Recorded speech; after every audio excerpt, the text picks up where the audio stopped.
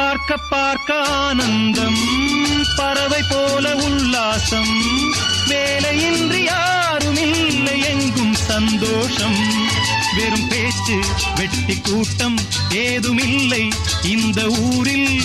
கள்ளம் கபடம் வஞ்சகமின்றி கண்ணியமாக ஒற்றுமை உணர்வுடன் வாழும் சிங்கப்பூர்.